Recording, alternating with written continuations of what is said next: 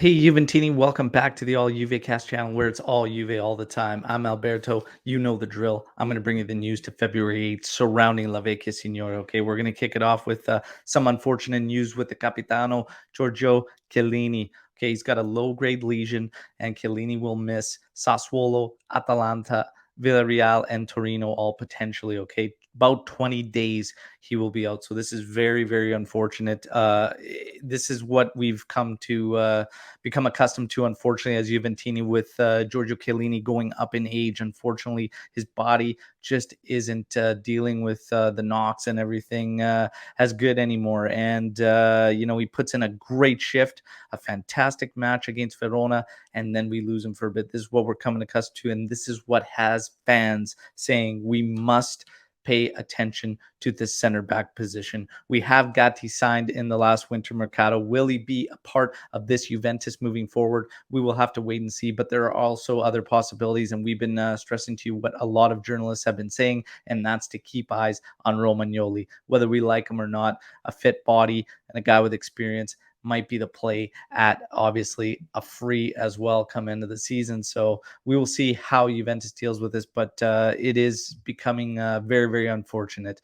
Hopefully, he can recover quickly enough to get back involved in the matches as his talent, his quality has never been in question, and he proved that against Verona. So there's your report on Giorgio Chiellini. Now with Zakaria, absolutely no worries. He's back in training today. Okay, so Zakaria, huge boost. Nothing to worry about in that lower back blow. Now, as far as news goes surrounding Juventus, there's only a couple real pieces when it comes to outside players. We have Kessié. Kessié is liked by Juventus, Inter, and unfortunately, Barca and Tottenham are the teams that are in the lead.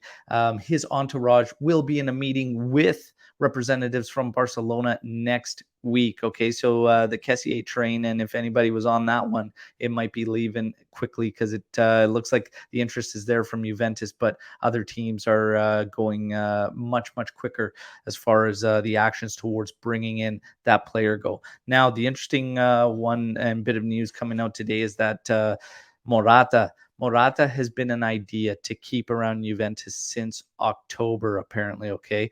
So this is a little bit interesting when we know about what went down in the January window and him making a push to go to Barcelona. Okay. But Morata did also say that Allegri spoke to him and he does feel serene now and feels good about everything and whatnot. So it's going to be very, very interesting to see the early arrival of Vlahovic changes some strategies around Juventus. And we've been talking about this a lot on the latest podcast and Matchday Live episodes is does Morata have a shot at staying with Juventus? I believe, of course, he does. It's in his hands because if now Atletico does not want him back, apparently, okay, they will be willing to lower that price tag. I'm sure of it. And this would be an easier option to add some, experience and a player behind Vlahovic and then allow you to make a push for midfield because we know Juventus is going to go after a midfielder and they want to go after a big midfielder in the summer mercado. So we know Juventus is going to do that.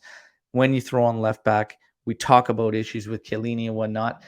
It could be a very, very smart play. However, Morata has to reward us with performances. He has started off fantastic in the post winter mercado era for himself with a great showing against Verona, man of the match in many people's opinion. He was absolutely everywhere and doing fantastic. Of course, got an assist. So that is the big news. We are going to be keeping eyes on Morata and if he will stay with Juventus come through the end of the season. It could be an easy way. And again, if they drop the fee and we can make it, I think it clears your mind of that worry and takes you on to the next phase. Okay. Now we've got obviously Sassuolo for Coppa Italia. Okay. And that's going to happen on Thursday. So we've got a couple days in between. We're going to keep you going on the news. Tomorrow will be Max's press conference ahead of that match against Sassuolo. So we will have eyes on that one. And then, of course,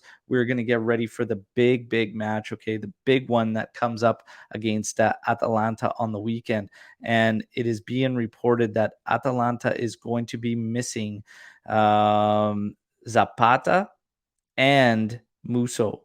Okay, so Musso and Zapata are going to be out. We already have that determined for Atalanta against Juventus on Sunday. So there's a bit of news. Things are starting to fall in our favor, but we have to go out there and get the job done. That's going to be a tough game, regardless of who's on the pitch for Atalanta. And that is going to be a big, big statement match for Juventus. One last little bit I want to share with all of you is some of the words coming from Weston McKennie in terms of management and his time at Juventus. He had a bit of an interview there, and he just says, in Italy, I learned tactics. It's like chess. You're in a certain position. Then when you have the ball, it's in one spot, you have to be in another. The difference between Allegri and Pirlo, he was asked. And he said the difference for him is experience. Allegri has been coaching for many, many years where Pirlo hasn't. He says Pirlo suffered when he was on the bench.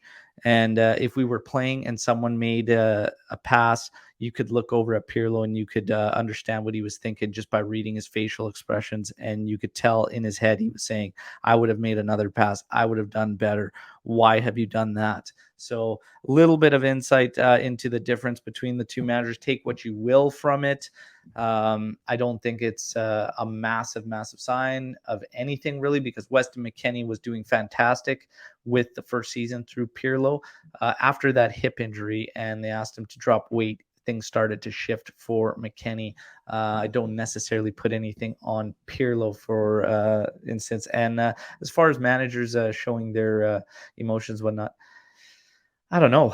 Allegri seems to yell quite a bit, and I can hear him through a lot of broadcasts when the crowds are pretty quiet. So I think he shows his emotion too. But it's interesting just to hear the words from one of our players. And Weston McKennie is doing fantastic as of late for Allegri. It's going to be interesting to see him now with Zakaria in there. We saw McKennie get super excited for Zakaria's goal, even though they're playing at the same position and potentially going to be battling it out, because it gets very, very interesting for the combinations in the middle of the pitch. And I'm going to ask all of you and finish on this question that we had on the podcast. And we had all sorts of different scenarios and whatnot. What is your best combination of midfield for this Juventus since Zakaria has come on board? Okay. And now we know that Locatelli is done dealing with his suspension, so he wasn't available for Verona. What's our best combination in the middle of the pitch? Can't wait to hear from all of you. Hope you liked the video. Again, like the video, subscribe to the channel, your one-stop shop for everything Juventus. And if you want to show some love, support us, there's a couple of ways when you're on the lives, the super chat. But of course, check out stripedtartsapparel.com.